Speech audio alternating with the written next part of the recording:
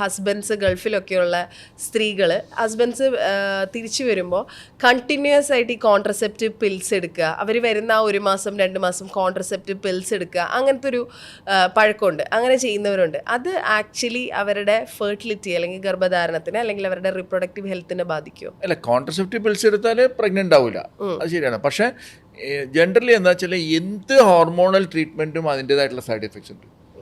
അത് നമ്മളൊരു കാര്യം റെക്കമെൻഡ് ചെയ്യുമ്പോൾ അതിൻ്റെ എഫക്ട്സ് നമ്മൾക്ക് സൈഡ് ഇഫക്റ്റിനേക്കാളും ബെറ്റർ ആകുമ്പോഴാണ് നമ്മളൊരു മരുന്ന് കൊടുക്കുന്നത്. ഓക്കെ, ഗുണം ദോഷത്തേക്കാൾ കൂടുതലാണെങ്കിൽ ദോഷത്തേക്കാൾ കൂടുതലാകുമ്പോഴാണ് നമ്മളൊരു മരുന്ന് കൊടുക്കുന്നത്.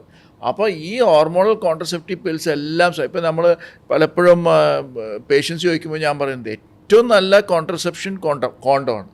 അതിന് ഏറ്റവും കുറവ് സൈഡ് എഫക്ട്സ് ഉള്ള കാര്യമാണ് വരുന്നത്. അപ്പോൾ എനി ഹോർമോണൽ കോൺട്രസെപ്റ്റീവ് പിൽസ് അല്ലെങ്കിൽ എനി ഹോർമോൺസ് അതിൻ്റേതായിട്ടുള്ള സൈഡ് എഫക്റ്റ് ഉണ്ട്. അപ്പോൾ കഴിയുന്നതും ഇതെല്ലാം അവോയ്ഡ് ചെയ്യുന്നത് തന്നെ നല്ലത്, ഒരു സംശയമില്ല. പക്ഷെ അത് ഫെർട്ടിലിറ്റീനെ ബാധിക്കുമെന്ന് വെച്ചാൽ അങ്ങനെ ഫെർട്ടിലിറ്റീനെ ആ എടുക്കുന്ന സമയത്തല്ലാത്ത സമയത്ത് അത് അധികം ബാധിക്കുന്നില്ല. ഇൻഫാക്റ്റ് ഈ ഹോർമോണൽ കോൺട്രസെപ്റ്റീവ് പിൽസ് പലപ്പോഴും നമ്മൾ PCOD പോലത്തെ പേഷ്യൻസിൻ്റെ ഒരു ട്രീറ്റ്മെൻറ്റിൻ്റെ ഭാഗമായിട്ട് പോലും വരും. കാരണം PCOD പോലത്തെ പേഷ്യൻസിൻ്റെ ട്രീറ്റ്മെൻറ്റ് കുറച്ച് നാൾ ഈ ട്രീറ്റ്മെൻറ്റായിട്ട് കൊടുക്കുന്നില്ലെങ്കിലും കുറച്ച് നാൾ ഇവർ ഈ ഹോർമോണൽ കോൺട്രസെപ്റ്റീവ് പിൽസ് എടുത്തിട്ട് സൈക്കിൾസ് റെഗുലേറ്റ് ചെയ്ത് അത് വിഡ്രോ ചെയ്യുമ്പോൾ അവർ പ്രഗ്നൻ്റ് ആവുന്നൊരു സിറ്റുവേഷൻ, അപ്പോൾ പെട്ടെന്ന് ഓവുലേഷൻ വന്ന് പ്രഗ്നൻ്റ് ആവുന്നൊരു സിറ്റുവേഷനൊക്കെ. അപ്പോൾ ഫെർട്ടിലിറ്റി എന്ന് പറയുന്നത് പല രീതിയിലും വരുന്നൊരു കാര്യം. സ്ത്രീകളുടെ റിപ്രൊഡക്റ്റീവ് ഹെൽത്ത് റിലേറ്റ് ചെയ്തിട്ടുള്ള സാറ് കേൾക്കുന്ന ഏറ്റവും വലിയ മണ്ടത്തരങ്ങൾ, മേ ബി സേ ഒരു ടോപ്പ് 5 മണ്ടത്തരങ്ങൾ. ഒരുപാട് മിസ്കൺസെപ്ഷൻസ് പോസ്റ്റ് ഈ ട്രീറ്റ്മെൻറ്റ് റിലേറ്റഡ് ആയിട്ടുണ്ട്. ഇപ്പോൾ യൂട്രസ് എടുത്തു കളഞ്ഞാൽ ലൈഫേ മാറി, ഹോർമോണൊക്കെ നിന്നു, തടി കൂടി. ഇപ്പോൾ ഒരു സിമ്പിൾ എക്സാമ്പിൾ പറയാം. ഞങ്ങൾക്ക് കഴിഞ്ഞ ദിവസം ഒരു പേഷ്യൻറ്റിനെ കണ്ടത് യൂട്രസ് എടുത്ത് കളഞ്ഞു 10 ദിവസമായി, സാറേ ഭയങ്കര തടി കൂടി. എന്താ വീട്ടിൽ പോയി ചെയ്തത്? ഒന്നും ചെയ്തില്ല. അപ്പോൾ ഹസ്ബൻഡ് പറഞ്ഞത് ഭക്ഷണം മാത്രം നന്നായി കഴിക്കുന്നുണ്ട്, എന്നാ തടി കൂടാതിരിക്കുന്നു. സോ ഇങ്ങനത്തെ കുറേ കാര്യങ്ങളുണ്ട്. ഈ കീ ഹോൾ സർജറി തന്നെ ഡോക്ടർമാർ ചെയ്ത് കൊടുക്കുന്നത് പേഷ്യൻറ്റ് നോർമൽ ലൈഫിലോട്ട് തിരിച്ചു പോകാനാണ്. 2 ദിവസം കഴിഞ്ഞ് സ്വന്തം കാര്യങ്ങൾ നോക്കി സ്വന്തം ജോലിക്ക് പോകാം. സോ നമ്മൾ ഈ ഒരുപാട് പണ്ട് ആളുകൾ പറഞ്ഞ കോൺസെപ്റ്റ്സിൽ നമ്മൾ പോകുന്നുണ്ട്. ഈ പണ്ടൊക്കെ തുറന്ന സർജറി ചെയ്യുമ്പോൾ ഈ യൂട്രസിൻ്റെ അടുത്തുള്ള എല്ലാം എടുത്ത് കളയും. പിന്നെ ഈ ഒരു ഓപ്പൺ സർജറി ഭയങ്കര ഡേഞ്ചറസ് ആണ്. അതുകൊണ്ട് അത് ഏത് പ്രായത്തിൽ ചെയ്താലും പണ്ടൊക്കെ ഓവർ എടുത്ത് കളയായിരുന്നു. ഇപ്പം യൂട്രസ് സർജറി ചെയ്യുമ്പം ഈവൻ യൂസ് ചെയ്യുന്ന ഇൻസ്ട്രുമെൻറ്റിന് പോലും ഓവറിയുടെ അടുത്ത് പോലും ഒരു ഡാമേജ് വരാണ്ട് യൂസ് ചെയ്യുന്നതാണ്. സോ അതുകൊണ്ട് അങ്ങനെ ഒരു ഹോർമോൺ റിലേറ്റഡോ ബുദ്ധിമുട്ടോ നടക്കാൻ ബുദ്ധിമുട്ടോ കാര്യങ്ങളോ ജോലി ചെയ്യാനോ ഒന്നും ഉണ്ടാവേണ്ട കാര്യമില്ല. പക്ഷേ ഈ ഒരു കോൺസെപ്റ്റ് നമ്മൾ എത്ര പറഞ്ഞാലും പേഷ്യൻസിന് ഇപ്പോഴും ഒരു സർപ്രൈസാണ്. ഇപ്പോഴും ഒരു മൈനർ ഒരു യൂട്രസ് ഒരു ഫൈബ്രോയിഡ് മുഴ റിമൂവലിന് പറയുമ്പോൾ പോലും ഒരു 2 മാസം ലീവ് മതിയാവുമോ ഡോക്ടറെ എന്ന് ചോദിക്കുന്ന ആൾക്കാരാണ്. അത് ആക്ച്വലി കീ ഹോൾ വഴി ചെയ്യുന്നത് കൊണ്ട് റെസ്റ്റ് ഇസ് നോട്ട് നീഡഡ്. എത്രയും നേരത്തെ നമ്മൾ റെഗുലർ ലൈഫിലോട്ട് തിരിച്ചു പോകുന്നു അത്രയും പെട്ടെന്ന് റിക്കവർ ചെയ്യും. ആക്ച്വലി അത് ബേസിക്കലി സർജറി കഴിഞ്ഞിട്ട് റെസ്റ്റ് എന്നുള്ളത് സത്യം പറഞ്ഞു കഴിഞ്ഞാൽ ഒരു മണ്ടത്തരാണ്.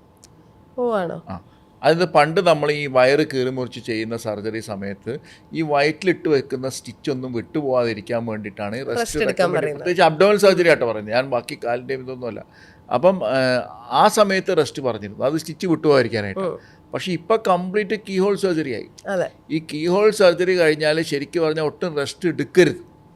ആക്റ്റീവായിട്ട് നമ്മൾ പറയുന്നത് എർലി ആംബുലേഷൻ എന്നാണ്. ആക്റ്റീവായിട്ടിരിക്കുന്നതാണ് ഏറ്റവും നല്ലത്. എന്ന് വെച്ചാൽ അങ്ങോട്ടുള്ള രക്തോട്ടമൊക്കെ കറക്റ്റായിട്ട് വന്ന് അത് ഹീൽ ചെയ്യാനുള്ള ചാൻസ്, ഹീൽ ചെയ്യാനുള്ള ബെറ്റർ ഹീലിംഗ് ആയിരിക്കും ശരിക്കും പറഞ്ഞാൽ. പക്ഷെ നമ്മളിത് എത്ര പറഞ്ഞാലും പേഷ്യൻസ് കേൾക്കില്ല. ഞാൻ എല്ലാ പേഷ്യൻസും എന്ന് പറഞ്ഞാൽ റെസ്റ്റ് എടുക്കരുത്. അപ്പോൾ ഈ വീട്ടിലുള്ളവർ പറയും, ഡോക്ടർ അങ്ങനെയൊക്കെ പറയും, എനിക്ക് കുറച്ച് നാൾ കഴിഞ്ഞാലാണ് നടുവേന വരിക. ഈ യൂട്രസ് എടുക്കുന്നത് നടുവേനായിട്ടൊരു ബന്ധമില്ല. അതാണ് വേറൊരു മണ്ടത്തരം വരുന്നത്. എല്ലാവരുടെയും എന്താ വെച്ചാൽ യൂട്രസ് എടുത്തു കഴിഞ്ഞാൽ നടുവേന വരും, യൂട്രസ് റിമൂവ് ചെയ്ത് കഴിഞ്ഞാൽ നടുവേന വരും, യൂട്രസ് റിമൂവ് ചെയ്ത് കഴിഞ്ഞാൽ ചൂട് കയറും. യൂട്രസും ചൂടുമായിട്ടൊരു ബന്ധമില്ല, അത് ഓവറി ആയിട്ടാണ്. അത് മാത്രമല്ല ഓവറി റിമൂവ് ചെയ്ത് കഴിഞ്ഞാൽ ഈ ഓവറിൽ നിന്നാണ് നമ്മൾ ഈ ഹോർമോൺസ് എല്ലാം വരുന്നത്. ഈ ഹോർമോൺസ് വരുമ്പം നമ്മൾ ഓവറി റിമൂവ് ചെയ്ത് കഴിഞ്ഞാൽ ആ ഹോർമോൺ എല്ലാം താഴോട്ട് പോകും. അതായത് നമ്മൾ മെനോപോസ് എന്ന് പറയില്ലേ, ആ ഒരു ഏജ് 50 വയസ്സ് കഴിഞ്ഞാൽ ഒരു സ്ത്രീക്ക് എന്തൊക്കെ ചേഞ്ചസ് വരുന്നോ ആ ചേഞ്ചസ് ഓവറി നമ്മളിപ്പോൾ ഒരു 40 വയസ്സിലാണെങ്കിൽ ആ 40 വയസ്സ് മുതൽ തുടങ്ങും. അപ്പോൾ ഏർലി ആയിട്ട് നമ്മളുടെ ഏജിങ് പ്രോസസ്സ് കുറേ കൂടി ഫാസ്റ്റർ ആവും. അല്ലാതെ യൂട്രസ് എടുത്തു കഴിഞ്ഞാൽ അല്ല അതിൻ്റെ ഒരു ഡിഫിക്കൽറ്റി വരും. യൂട്രസ് മാത്രം എടുത്തു കളഞ്ഞാൽ ഈ പറഞ്ഞ പോലെ ഹോർമോണൽ ഇംബാലൻസ്, അമിതമായിട്ട് ശരീരം ചൂട്, അങ്ങനത്തെ ഒരു പരിപാടികളില്ല. യു ആർ കംപ്ലീറ്റ്ലി ഫൈൻ അല്ലേ?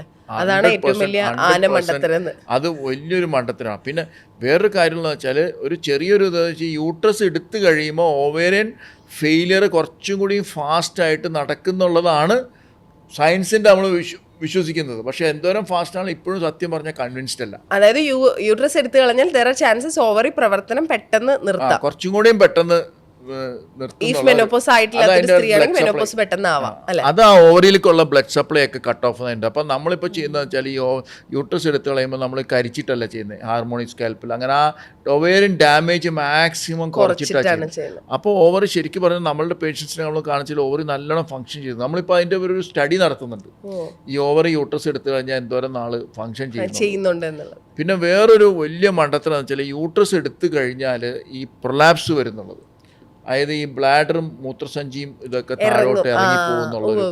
അതൊരു സ്ത്രീകൾ പറയാറുണ്ട് യൂട്രസ് എടുത്ത് സ്ത്രീകളെന്നല്ല, ഡോക്ടേഴ്സും ആ കൺസെപ്റ്റേ അങ്ങനെയായിരുന്നു. മെഡിക്കൽ ഇതിൽ തന്നെ കൺസെപ്റ്റ് അങ്ങനെയായിരുന്നു.